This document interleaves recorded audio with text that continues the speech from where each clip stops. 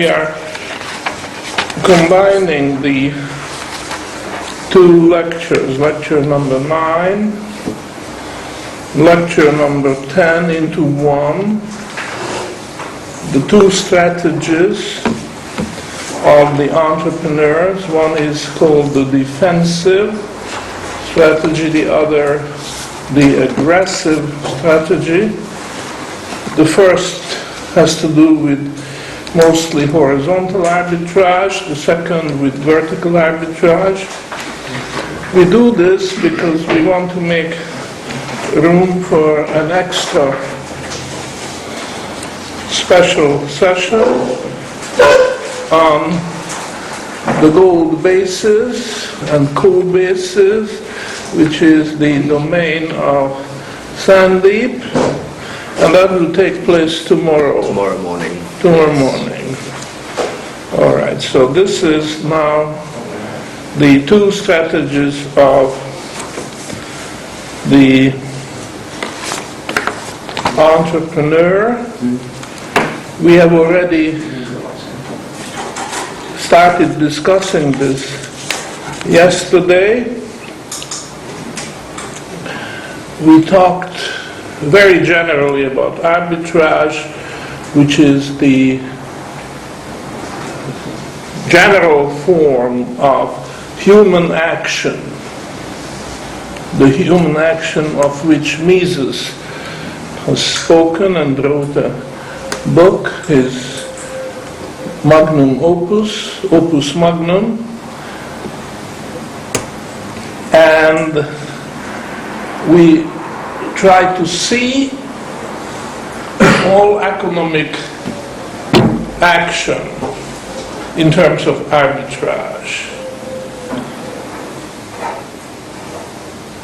And instead of saying that the price is the guiding star of the entrepreneur, we turn this around and say it is the spread of prices, which is in some cases spread, in many cases it's just the bid-ask spread, but it's much more general than that, because the entrepreneur has his eye on the landscape of all spreads and uses his insight or intuition or calculation, whatever he uses, to pick one which looks promising to him, and once he picked a spread, he will establish a straddle which corresponds to that particular spread. And the straddle means a long leg and short leg. In this case, this will be a vertical arbitrage which has an input at a higher level and an output at the lower level. We visualize the input and output both as a basket of goods. In the case of the input, it's a basket of producers' goods, and in the case of output, basket of consumer goods. Now, as it has come out during the discussion, in that input basket, we also think that there are other factors of production, not just goods, which you can touch, but also such things as labor and capital, and whatever it takes to go into production and do this as cost, we imagine is a part of that basket. So these concepts are very general, and we have to see it that way, because only in this way will it make complete sense. Now this approach is very insightful because we can classify not only spreads and straddles, but also the strategies of the entrepreneur, which is his guiding star to achieve his goal. What is his goal? Well, generally speaking, he is attacking a spread which he found too wide, unreasonably wide to begin with, and he knows that as a result of his activity, this spread will be closed, gets narrower and narrower, and ultimately it will be so narrow that it's no longer promising. So then he has to do something about it. And there are two things he can do. One, to improve his chances of continuing work on this spread, or he just abandons the field and goes and finds another spread and starts his entrepreneurship somewhere else. Well, obviously, he will try to exploit the spread for which he has already set up his operations, because it's costly to go into production. He has to have facilities and so on. So before he abandons it, he would like to exploit more. So that is what I call defensive strategy, trying to squeeze more juice out of the existing facility by possibly widening the spread, which will promise more pure entrepreneurial profits for his operations. And this is also something I discussed yesterday, but I just remind you that this takes horizontal arbitrage. He has an input level and a lower output level, and there is a possibility of shopping around for various inputs which will go into the input basket. He can try alternative inputs. These are producer goods which are either cheaper or higher quality or in some way more promising, which if he makes a substitution, shifts his custom, I use the expression, shift the custom, then the spread the vertical spread he is attacking may widen, and then he can continue production. So this is horizontal arbitrage. And that's one thing he can do. The other thing he can do, and this is interesting because this is the aspect of this whole process which was discovered last. The other things have been mentioned by earlier authors already. But it was Israel Kuzner who brought in that example of horizontal spread at the level of consumer goods. The idea is the same. It's substituting one consumer good by another one, which might appeal to the consumer more, either because of the price or because of the quality. Mostly it will be quality. And he will expect his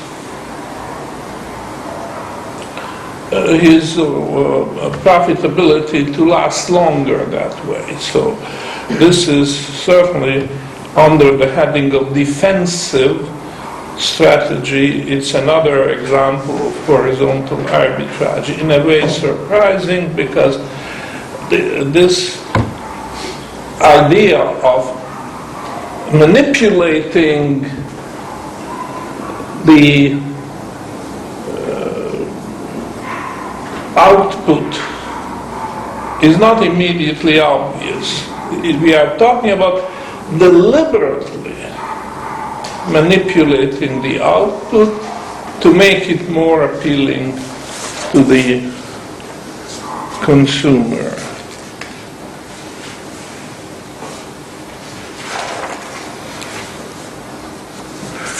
Now, there is an example, a numerical example. I'm referring you to lecture number 9, page 3, the lower part of page 3, which talks about eroding profitability of a certain entrepreneur who has a production plant and he is operating below full capacity, which is a sure sign of the squeeze on his profits, eroding profitability.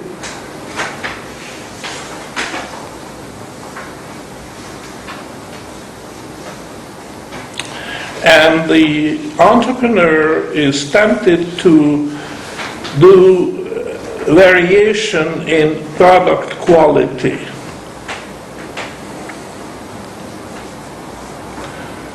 Complementing variation in price as a device to improve profitability.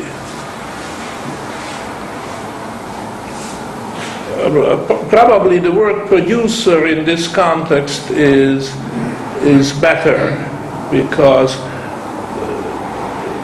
he is concentrating on the production process.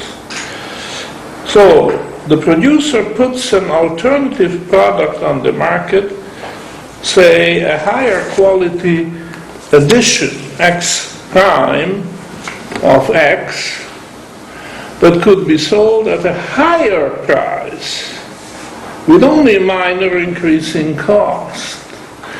You see, so this is something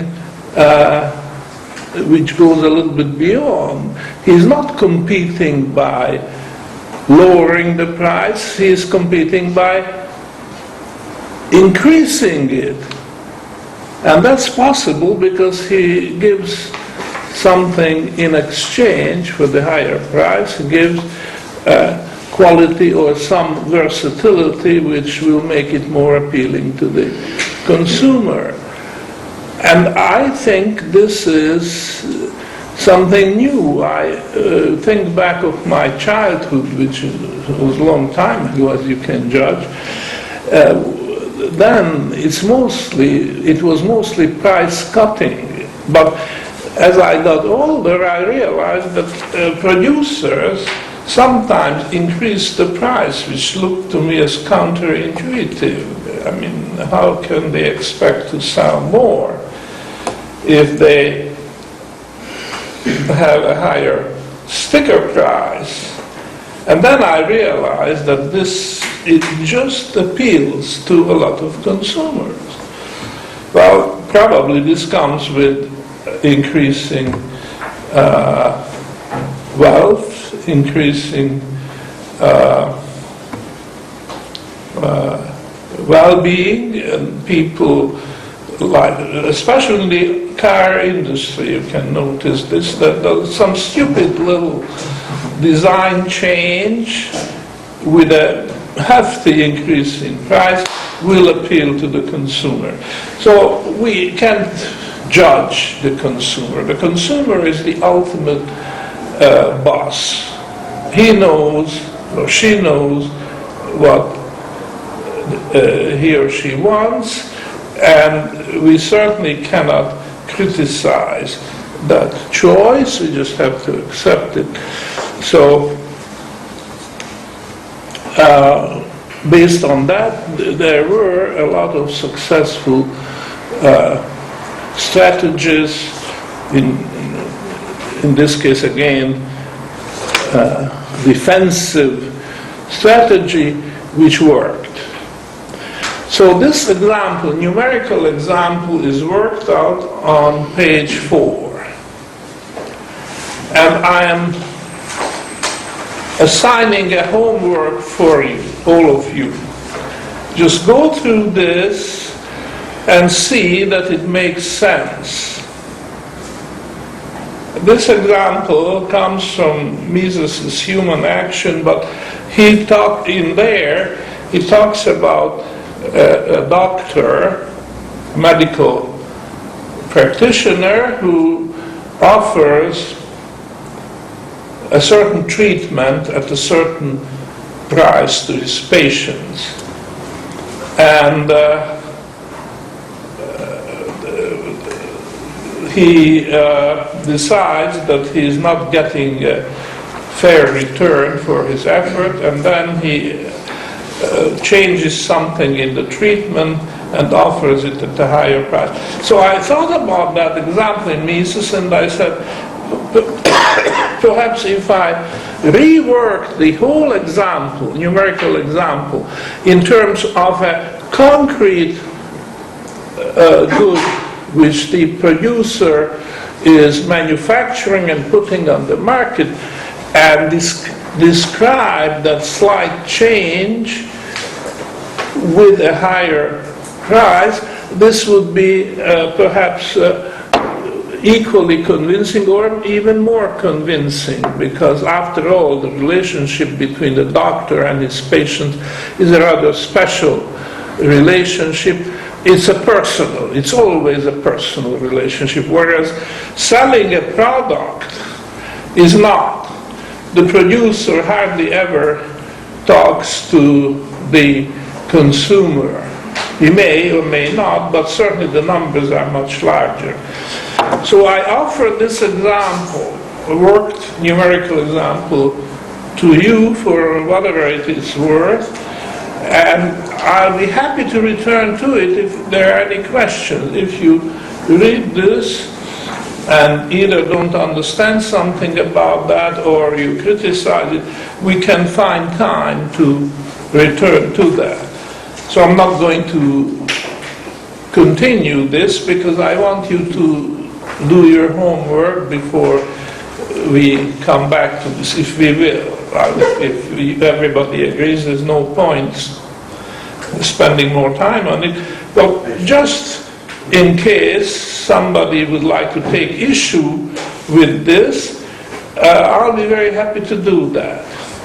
So will you look at this in your free time and come back with a criticism or comment, even comments? I found this quite fascinating because this goes beyond the conventional tricks which producers use. This shows a little deeper insight and deeper understanding of the whole process. All right, let's proceed and discuss the aggressive strategies of the producers. I already put it into context for you earlier.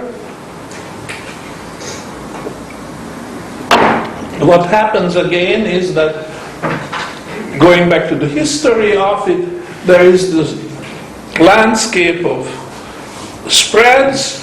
The entrepreneur picked one which looked promising to him, set up his production facilities, which we simplify by referring to a straddle with its long and short legs, and look at it as a vertical straddle.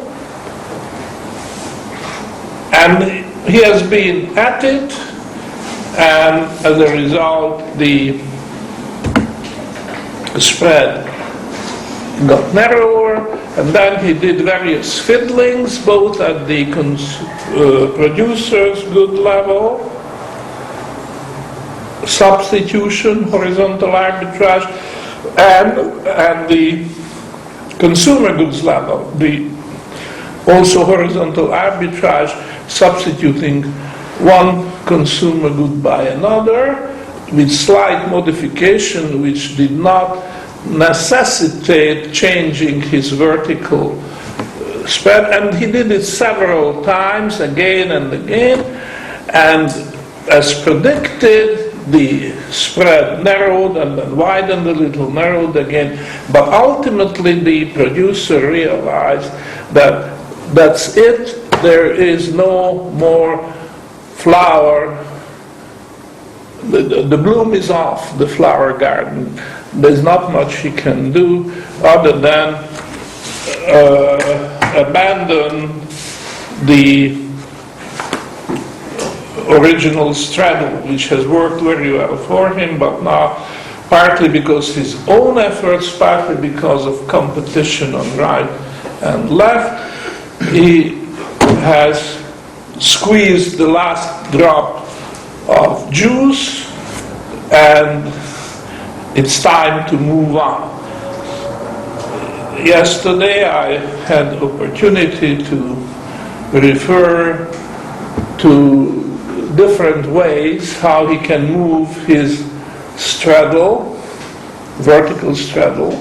He can just abandon it, scrap it, sell it for scrap value, the machinery and the buildings and the grounds, everything sold for scrap value, and set up a brand new straddle through first finding his new spread, which is his new guiding star.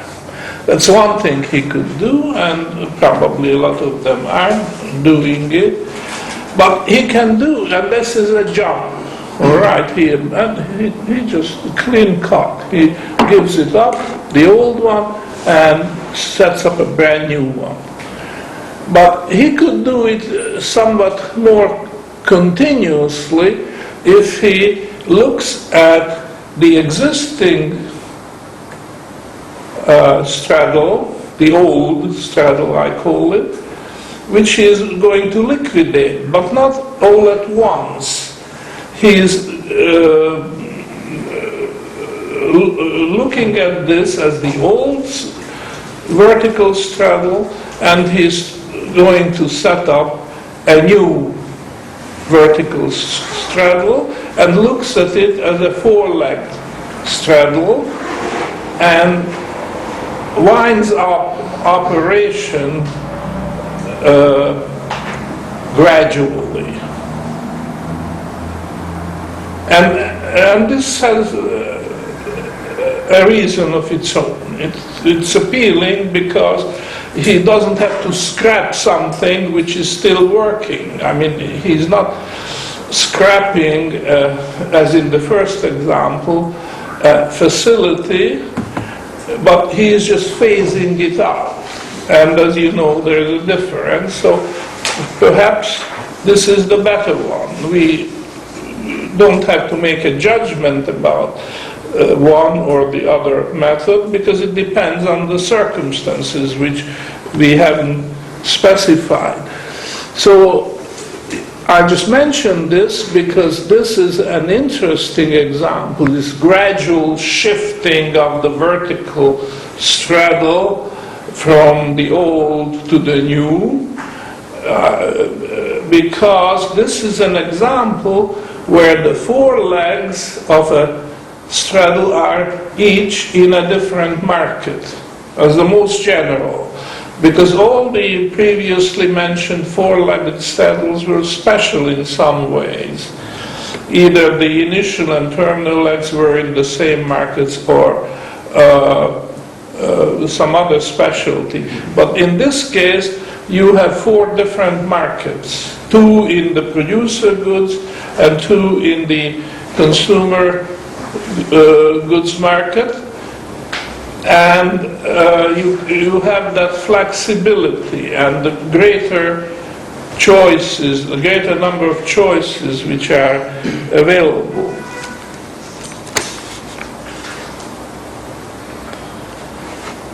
Now, just to put it into context, I mentioned that another topic which is coming up in our series, and I will be doing it myself, is the question of depreciation quotas. This refers to the cost of scrapping a production facility because you are setting up a new, whether you do it in one step or you do it gradually. It is a painful procedure and it is a costly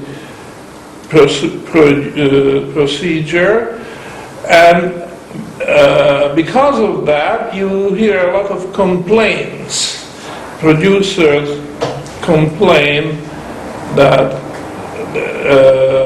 they have what they call inconvertible capital, which has been set up. He's referring to his vertical straddle, and he can't afford to scrap the facility and set up a new because the scrap price will never cover, except perhaps a small fraction of the cost of setting up the new vertical spread. I have no sympathy, as I will tell you in details, because that's not my topic here. I'm just putting it into context that I have no sympathy for these complaints of the producer, because he has made a mistake much earlier when he did not set up his depreciation quotas properly. I don't believe in what he calls inconvertible capital. There is no such thing as inconvertible capital. There is only inadequate depreciation quota. But we'll come to that. So at this point, I'm just saying that the entrepreneur has got to be prepared for this step. Painful as it may be, it's coming. He should start out at the very beginning with the knowledge that sooner or later he has to move, because that's in the nature of things. That's part of what we call the coordination process. We improve coordination by reducing the degree of disorder, even though new disorder springs up unexpectedly here and there. Nevertheless, it's a progress. So if he doesn't understand that, he has no business starting a business. He should not be in that entrepreneurship business or even production business. Although there is something he can do in the meantime, fiddle his input basket and output basket, but these are temporary measures. Ultimately, he will have to make the move.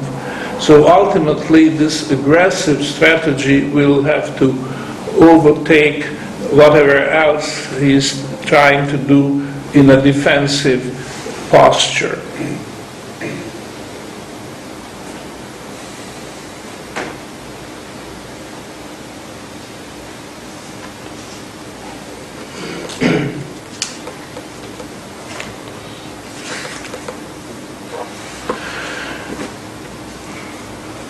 And the underlying thought is that the pure entrepreneurial profit, as we have discussed it at length, is volatile. It evaporates. Some evaporates very quickly, some a little less quickly, but it does also evaporate. And as it does, then the justification for the production is undermined. And at this point, a problem arises, and I would like to discuss this, and it's also described Lecture 10, Aggressive Strategies. So here it is, I'm reading. To be sure, it is possible to continue production without the benefit of pure entrepreneurial profits indefinitely. So that's the question we want to address. Does the disappearance of pure entrepreneurial profit forces the entrepreneur to move on? And the answer is that not necessarily, but there is a price. So what is this price? The entrepreneur will have to pay a price for overstaying, let's use that word, overstaying his old vertical straddle, which has been working for him very well over the years, and he's reluctant to abandon it, and he says, well, perhaps either by luck or by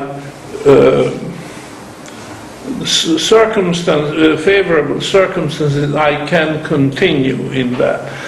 And there are lots and lots of examples like this of various enterprises which have done a lot of good, and just the very suggestion that it's time to abandon the field is contradictory, because the human needs or the consumer's demand hasn't disappeared. And it's just the combination of circumstances which may suggest that you move on, you be a little more aggressive and go to a different vertical straddle if you want to be a successful entrepreneur. So let's assume that the proceeds from sales are sufficient to cover the cost of all inputs, the resources which are put in the input basket, with the exception of one. And that sole exception is the return to capital invested. Now this has to be covered. If that is not covered, then you are operating at a loss and you are doomed. Nothing will ever save you. But if you assume that the capital can no longer be amortized as called for by the original schedule, then its value must be revised downwards, so that an insufficient return can continue to amortize the reduced capital value at the current rate of interest. Well, here we are assuming that the rate of interest is constant and the Fed is not doing a wholesale attack on the producers, which would happen and does happen in our day and age. This, you can imagine that we are working here under conditions of the gold standard, and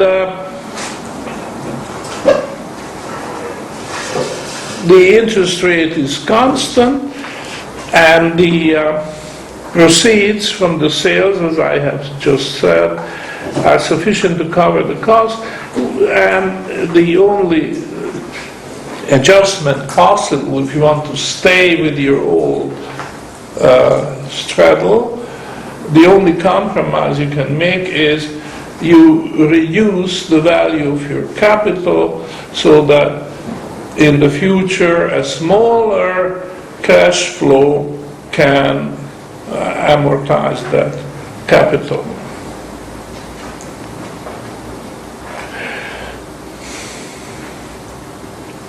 So you are trying to make room for reduced revenue by making adjustment on the capital. This is possible. And as I say, a lot of producers, under the pressure of inertia, because that's really what's behind, especially elderly people, they don't like innovation, they don't like to move, they just would like to believe that what they have been successful in doing for all the time when they were younger, they can continue doing until the day they die. It would be nice if this was possible, but as I have said again and again, life is not kind to elderly people, and at the very least, if they are entrepreneurs and they don't have the sufficient flexibility to adjust, then it's time to quit and be pensioned off. But as I say, there is a possibility for compromise, and some of them take advantage of this. They will put a new value on their working capital, a lower value, and it will be possible for them to continue in production based on a lower cash flow, and as a result, the old straddle can continue. But let's just examine a little more closely all the implications. So capital can no longer be amortized as called for by the original schedule. The capital value must be revised downwards so that the insufficient return can continue to amortize the reduced capital at the current rate of interest.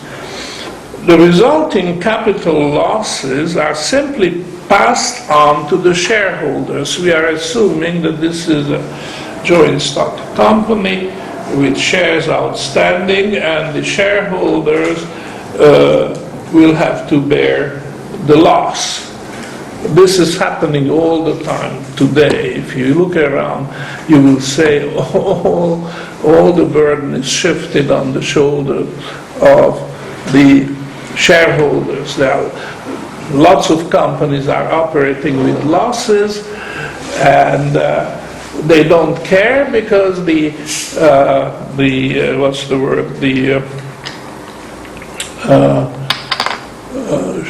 sheeples, the shareholders, will just take the loss. And that's very unfortunate, but that's the way it is. The shareholders' annual meeting is pretty well meaningless in most of the cases. I have attended some, and I was just laughing at the stupid questions the shareholders were asking of the management, rather than being aggressive and charging them and even threatening them with firing, because the shareholders on paper at least have the right to fire the whole management. But you see, it hardly ever happens.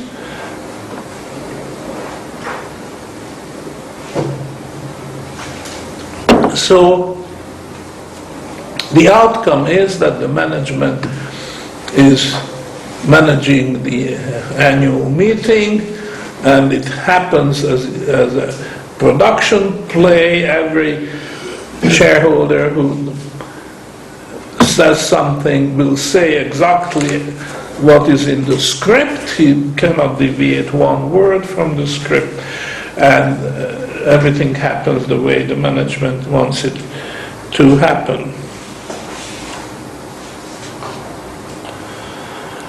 So the resulting capital losses have to be borne by the shareholders, and production can go on pretty well unchanged according to the original plan. And even the management can cancel the dividend. This is happening very often. If there is a bad quarter, just cancel the dividend and take it or leave it. The shareholder has only one escape: he can sell the share. The trouble is that the share by that time is selling at a pretty depressed level, so the shareholder will hesitate whether he wants to take that loss, and many of them won't, because they hope that the enterprise can be turned around.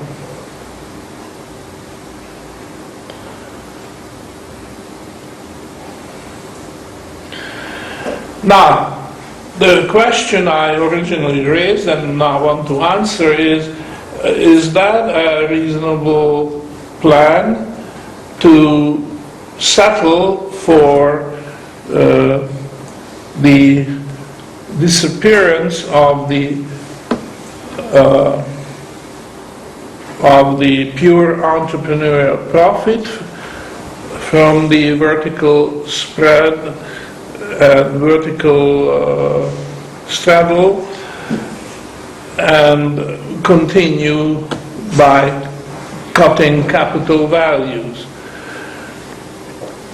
And the answer to that question is related partly to the discussion we had in the previous session, because you are at the mercy of the rate of interest. If the rate of interest is increasing, then the capital is further cut, so there is an endless pit, and you are completely at the mercy of outside factors. You don't have that cushion which the pure entrepreneur profit has provided for you. As long as you have that cushion, you can do something in order to counter an adverse move in the rate of interest. But once that cushion is gone, then you are going to be hit and hit again by any increase in the rate of interest. Now maybe this is no danger today under Chairman Bernanke, but believe me, in the history of business for the past 100 years, the danger of an increased interest rate was ever present, and you couldn't ignore it.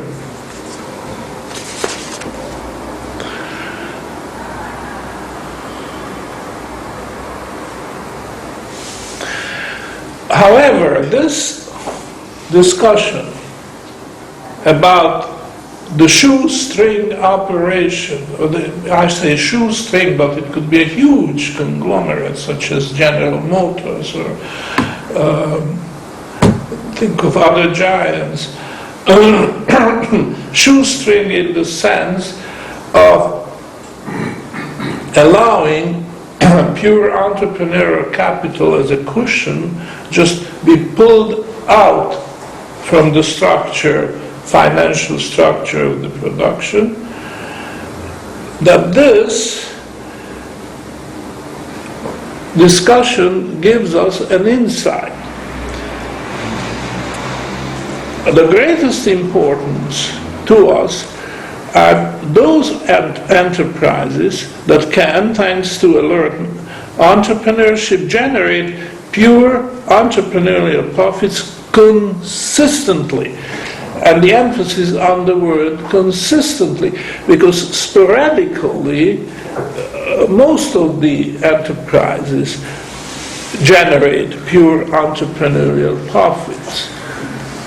Whether by design or by luck, doesn't matter, but pure entrepreneurial profits will occur sporadically. But that's not the trick. It has to be consistent. And why? And this is, I think, really important. It's one thing to make profits sporadically, and it's quite another to make it consistently. Pure entrepreneurial profit, that cushion. As we have seen, The skill to make profit consistently is crucial. It is precisely this skill that shelters the shareholders from suffering capital losses. So, if you believe in capitalism, then you have to believe in protecting the interests of the shareholders. And sorry to say, today hardly anybody, certainly the government is no friend of the shareholder, which is not so surprising, but the management is sometimes an even worse enemy of the shareholder than the government. But by the way, the shareholder is hit twice with taxes. We have talked about taxes and we have an expert on taxation. The shareholder is hit by corporate taxes, which is, well, you can explain that it's necessary because the government provides the army and the navy and so on, so that peaceful production can continue. But then the shareholder is hit for the second time with what? Income. The income tax. So that's double taxation. It's incredible. It's so destructive to hit an individual on the same income twice.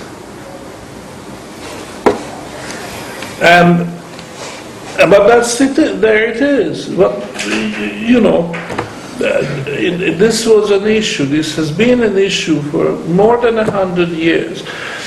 Well, actually, it will be 100 years in the United States. In 2013, which will be the 100th anniversary of the income tax, federal income tax. And it has been an issue. I mean, economists of all walks of life were pointing it out, that this is not just, this is not right. You have to decide at what level you are going to tax the revenue of a corporation. And that has to be the tax for that activity. But once you have taxed it at one level, it's suicidal to tax it again at another level. But there's no avail. The same system is carried on.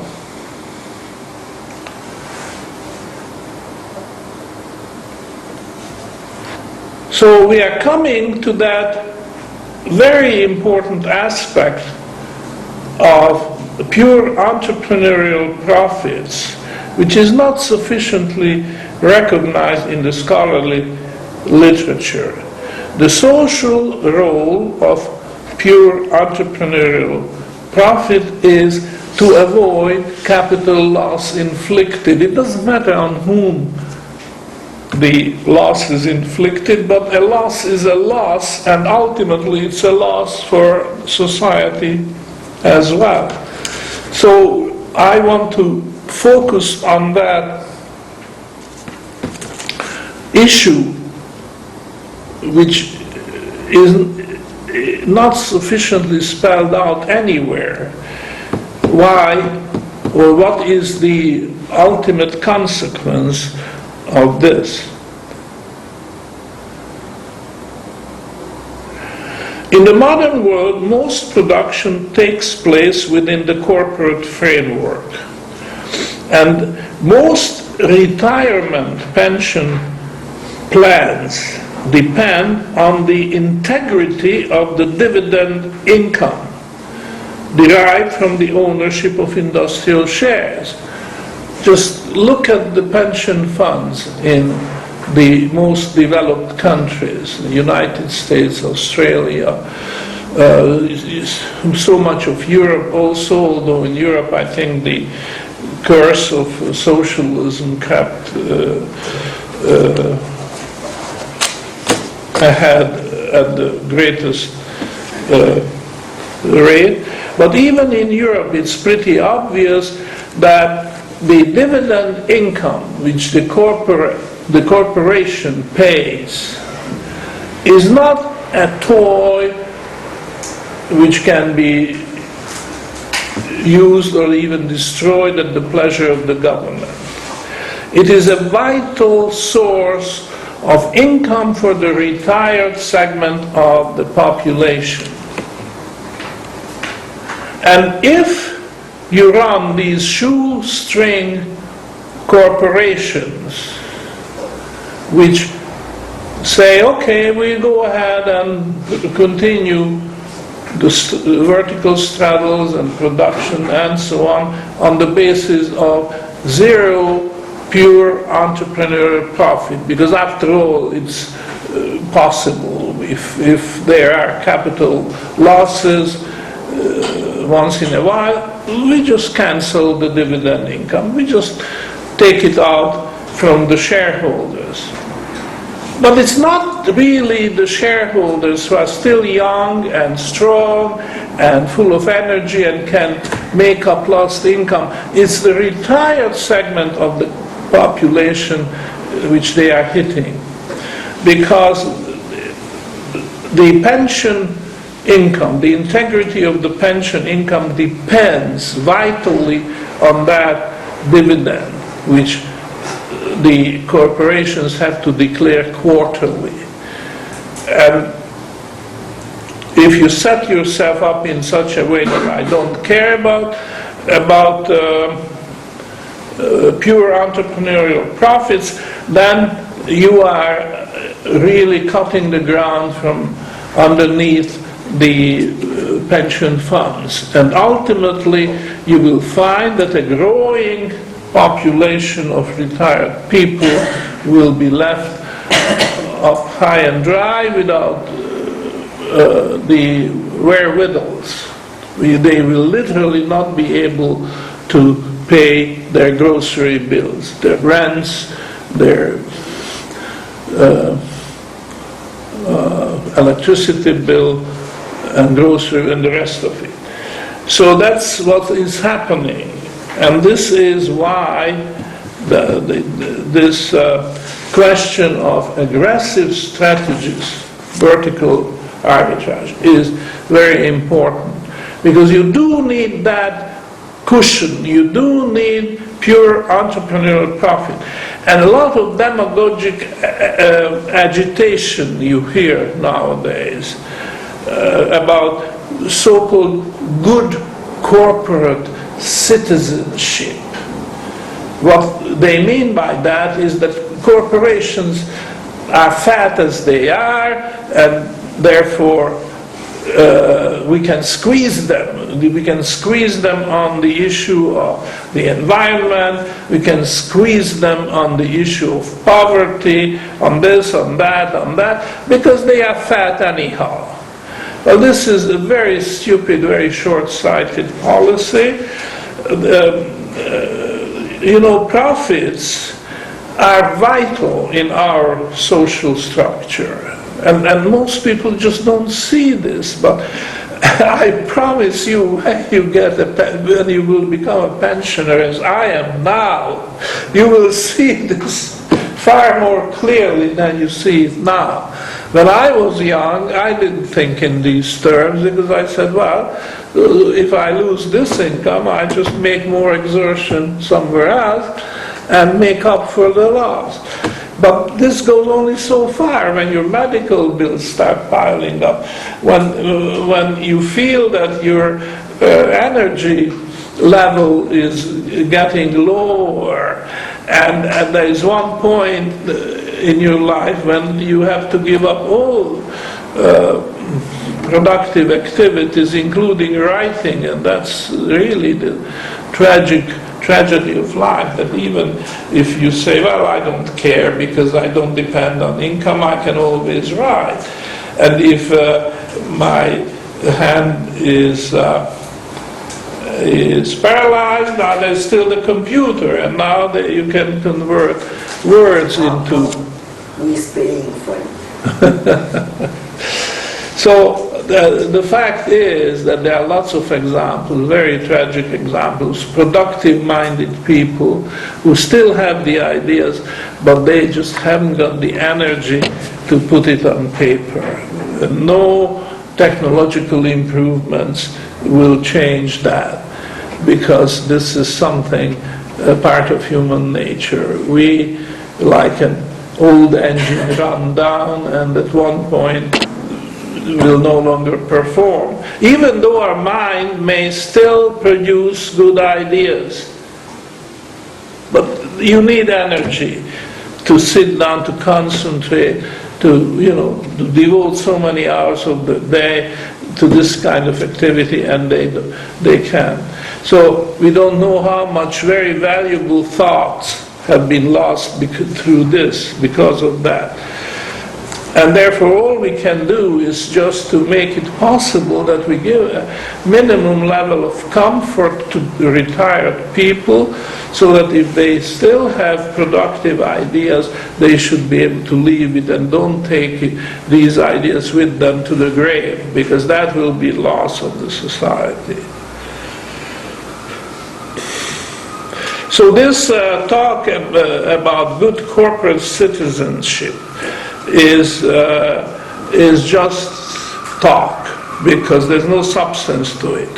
What it means is, don't worry about profits, or worry about profits less, and worry about your civic duties more. This is garbage. There's no higher civic duty than making sure that the pension system operates as it was designed to operate. And it's not operating that way. I'm suggesting it to you that probably as high a proportion as 75% of the pension funds are working on a non-existent capital. Either it's through government bailouts or shuffling bookkeeping tricks and trying to, but the capital is gone, because under the fiat monetary system there is no way to maintain the integrity of the capital of the pension funds. So one day people will wake up in the morning and realize that the pensions not only have to cut back, but in a lot of cases cancelled altogether. It's gone, finished. The pension funds have been milked dry, and there is no way to generate more income from them. So profits, pure entrepreneurial profits, are indeed to be worried about, in spite of this high-minded talk of civic duties and good corporate citizenship and so on. Because profits play an extremely important social role in protecting the source of income for the retired segment of the population. So I just wanted to put this idea right in the center. We are talking about aggressive strategies and vertical arbitrage, and the word aggressive strategies may strike a dissonant chord in you, that why should corporations be aggressive? And I just want to make you interested in this aggressiveness. They are not enough aggressive today, because they just settle down. If there are losses, there are losses. And as long as the management is allowed to continue, in spite of the losses, and they are allowed to continue, why worry about it? You see? Because all the burden is put on the shareholders and indirectly on the pension funds. Because remember, when you say shareholders, in most cases it's not an individual who is fat as it is and has all kinds of incomes from here and there, but it's the pension fund which is the shareholder. That's the way you should look at it. And therefore aggressiveness is called for. The corporations should move their vertical straddles, and pure entrepreneurial profits should be made, it should be used as a cushion, and avoid losses at all costs, because that's the only way to make sure that one day when you will have to retire and your friends and even your children retire, there will be the funds to pay their pension income will be there. As it is, the funds are not there, and there is cause for worry on that account.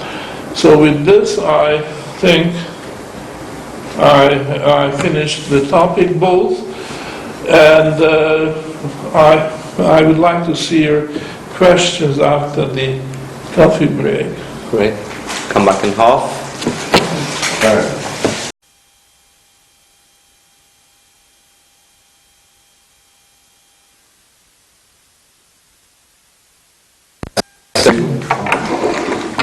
Let's open the floor to any questions.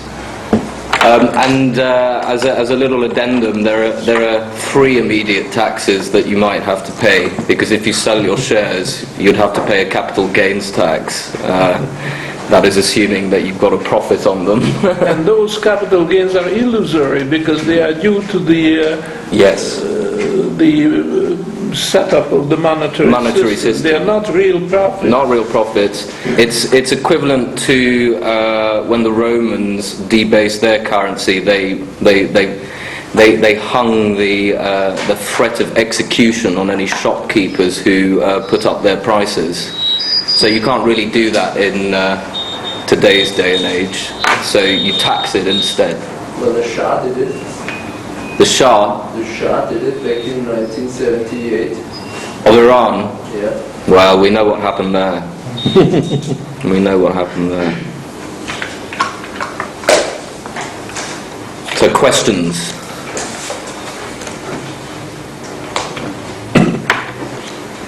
Well, I have a question, but I can't.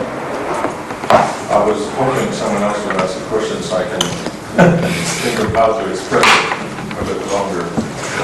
But it's about pension funds. I think I really get this disequilibrium theory and the important role of the entrepreneur and the arbitrage that goes on all the time at both producer and consumer levels. But let's take the pension fund as a business. Maybe that's not appropriate, but where's the spread there? You have the employees, who are the consumers, members of the plan. You have the employer, who's the sponsor of the plan. I'm just trying to, if I'm prompting you to think of something, Professor, fill in, because I'm not sure where I'm going with this, but pension funds are in a mess. Right now. Right now. Because obligations are seriously underfunded, because investments have not been good investments, or because actuaries have been too optimistic about future returns, and so to catch up and fund the unfunded liabilities, more risk is taken, and so it's all a mess. And because you brought in pension funds in your aggressive strategy of from a producer point of view, you linked in the necessity of the producing company to generate income in order to be able to continue to fund the pension plan. I think that was in this context, your point of view of bringing the pension plans. Well, the dividend should not be cancelled. No, okay. The dividend that the pension fund gets from its investments in various producing companies that it owns shares in should not reduce. Okay. But if you look at the pension fund in isolation, there's no spread there, right? There is no spread. Well, I would answer your question looking at the two extremes. The one extreme is all pensions in a country are funded by the government, and the government collects taxes and so on and so forth. For instance, We're there's talking public pensions, not private. all pensions in this country, in Hungary. Okay. Oh, well, since 1990, there are some private pension funds too. But during the communist system, there was only one pension fund in this country and in all the other, in Soviet Union, in other satellite countries, and that was in the hands of the government. The government taxed, collected all the taxes, and out of this it guaranteed the pensions. That's one extreme. Or let's just say a centralized pension fund, whether it's government or private. On the other hand, the other end of the spectrum, you might say that each company has its own pension fund. So this is a fragmented system. I don't believe in either, for very good reasons, and I don't think I have to go into this, because if you think about this, you will come up with the counter-argument yourself. What I believe in is that the pension fund industry, if you want to call it that, should be structured very much like the insurance industry is structured. It's a company with a capital. It has to be well capitalized, and then it has revenues and it has outlays, and then it will set up its books to make that the proper balance exists, and the obligations to pay out the pensions will always be properly balanced by revenues. And the revenues are generated by investing in industrial shares or financial shares, various enterprises. So once that's the case, that a medium-sized pension fund will pay the pension of a rather large, but not the whole population, a retired population, then you have all the paraphernalia of arbitrage, investment, profit, pure entrepreneur, and so on and so forth. So this will be an independent business, this pension fund. I don't want to merge it necessarily with an existing insurance company, because really insurance is one type of business and pension fund is another. An insurance company is facing contingent liabilities which are unpredictable, and you have to bring in probability and statistics and what. But pensions are clear-cut. You know how old the people are who are paying into the pension, and so on and so forth. So I would separate them. I think it's useful. And look at the pension funds industry as a business. Well, then you are set up for your arbitrage, for your shifting straddles, and all the rest of it. Just think of it. Think it over. That really, once you adopt a business model for the pension industry, then you can reap all the benefits of this, what we talked about, spreads and straddles and all the rest. It's a homework for you. Take it back with you to New Zealand I've only worked in the pension industry 27 years. Yeah, so I don't have to tell. Because But I you know more assume about that you it than can I pick your do. business, whereas it's not the way it works. No? No. What You happened? have captive markets. Hmm? In the pension industry, you have captive markets. If you're the state, it's your population. If it's private, it's your employees. You don't. Yeah, but that's only if each corporation has its own pension fund.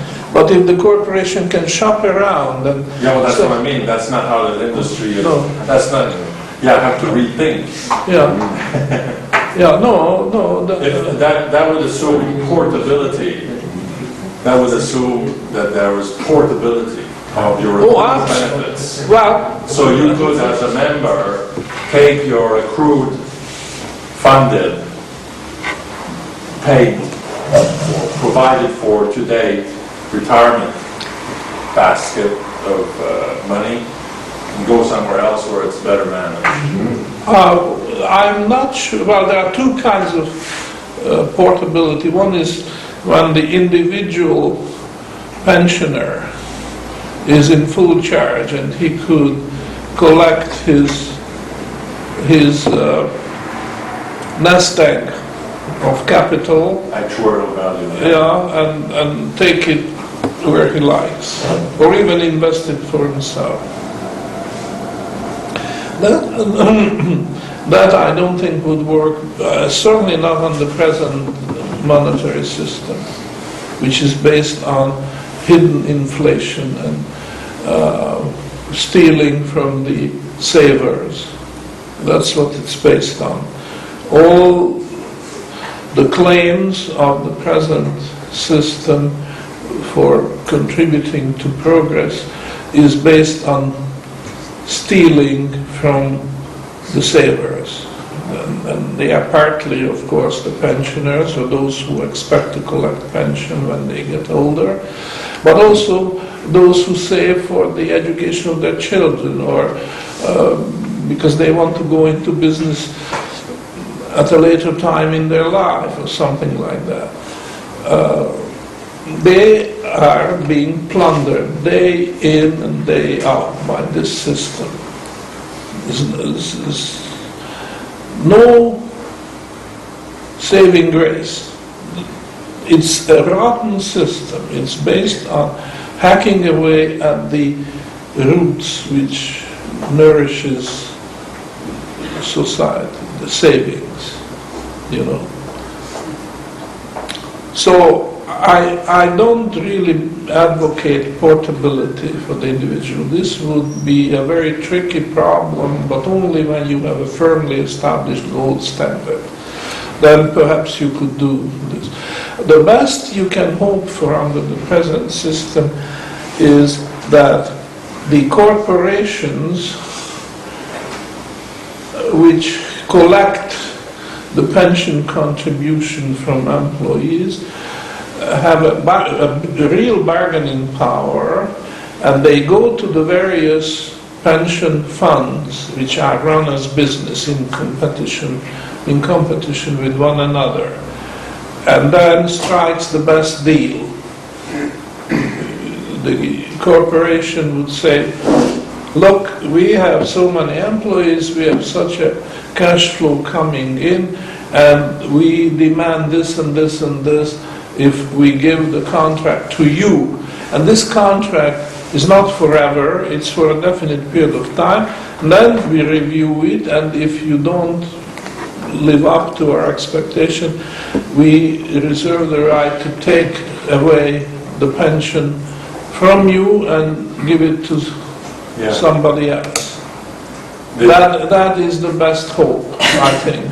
The closest to that currently goes on in the industry is that instead of taking the pension arrangement away from one provider to another, it takes the fund management, the investment management of the assets away from one to the other. But the liabilities are not actually contracted out, you see. So that's why it's in a mess. It's a mess. It's a mess. And that's very, very unfortunate because very few people realize how bad it is and how fragile the whole pension system is. And sometimes you ask the question, is the government-run plan worse or this private plan which is based on that kind of fiddling which you have just described? Canada, which is the country where I'm drawing my own pension from, is, on the face of it, looks good because it's not centralized in the sense that the federal government controls it. It doesn't. It's the provinces control it to a large extent, but even then, individual universities, for instance, which is my own interest because I am drawing the pension from such a university, it has the right to cancel the contract with one provider and going to another. And you would expect that this works, and I know it doesn't, because I've been on pension committee and I know what I mean, if you come up with a good idea, it's going to be voted down, and going to be voted down by your colleagues because they're bombarded by the providers with gimmicks, and they people do fall for gimmicks, you know. For instance, they because the health extra they put. Canada is working on the basis of socialized medicine, but as an upper layer you can put in a private. So for those medical services which the government plan doesn't provide, you can have an extra layer of insurance. And they come up with gimmicks, completely worthless, inducements which people fall for. Well, I can't think of an example, but for instance, I've been using orthopedic shoes for some 20 years. And I don't really need them. I'm just taking advantage of it because it's there, and I have the right to demand a new pair of orthopedic shoes every year. And why is that? Because at the time when they decided what benefits to include in the package, there were two lame members of the committee who voted for that benefit because they personally benefited from orthopedic shoes. So it's there. They have long gone, they are dead, but the provision is there and people will just take it. I mean, but they have to pay for it. And so,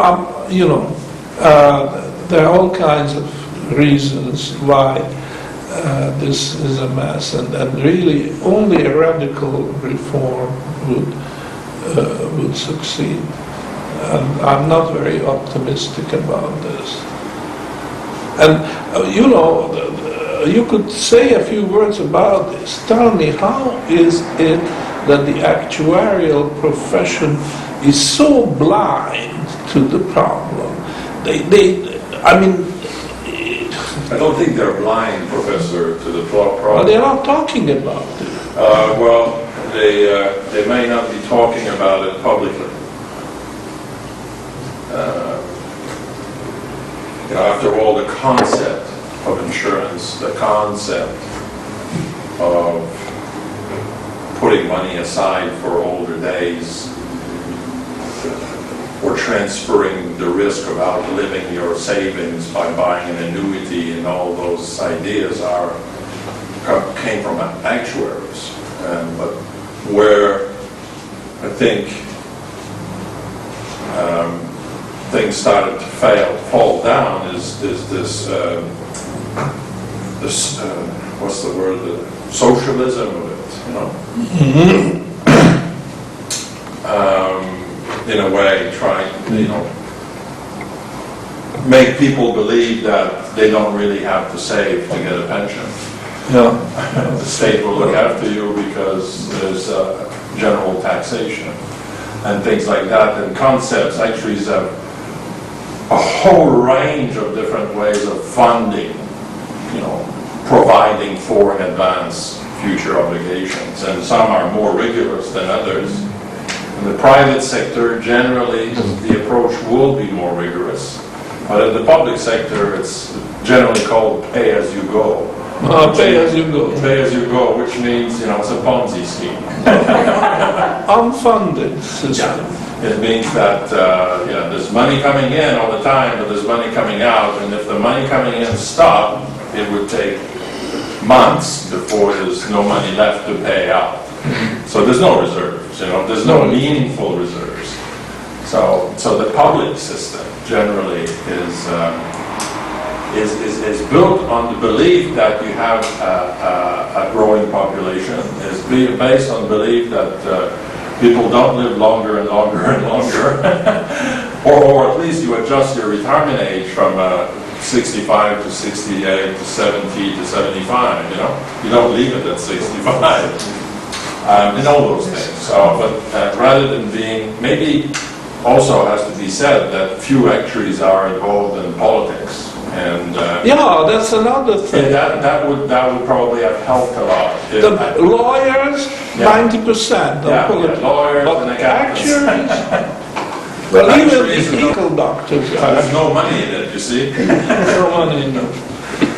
It's ridiculous, but But how come that there's money in it for a lawyer who is also as greedy as anybody else? well, a lawyer has less integrity. Ah! You put your- Generally speaking. Generally speaking. A lawyer that goes into politics. A lawyer that goes into politics. Anyway, that's it's interesting. It's interesting. They go into politics to get the immunity and the impunity, Yes. and all the rest will have to do and be careful. Well, you need lawyers to write 2,000-page laws, Actuaries couldn't be bothered with that. Well, further questions, let's not make it a dialogue, let's make it a public debate.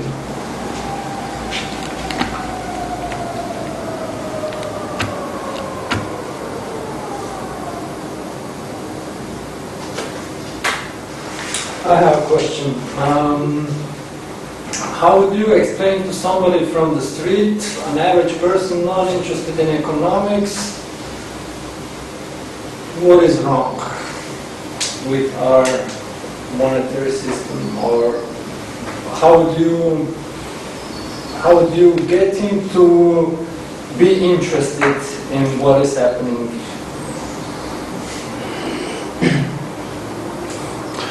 It's not easy for young people nowadays who have never seen gold coin in circulation. I am not old enough because I was born in 1932, and as you know, Roosevelt pulled gold coins out of not only circulation but out of the pockets of everybody in the United States. But before 1933, gold coins were in actual circulation, not perhaps when you bought groceries, but when you bought a house or a big ticket item. Gold coins did play a role because the bank had to have a reputation. Well, you paid with a check, of course, you didn't buy a car with gold coins, but you drew your check on a bank, and if the bank did not have the reputation of paying without any question in gold, then the car dealership would say, sorry, can you draw a check on another bank? This was the case. Well, anyhow, the point is that gold coins in circulation have a tremendous educational value, because you would see, and that's not from experience, because I just said I was born too late for that, but I heard stories from my parents and grandparents who have actually seen gold coins in circulation. And this is like lifeblood. You have blood tests, and that gives you a tremendous amount of information about the health of your system. And that's exactly the same with the gold coin circulation. If there are any hiccups, if there are any blockages or something, or too much credit, the gold coin circulation will give you an advance warning.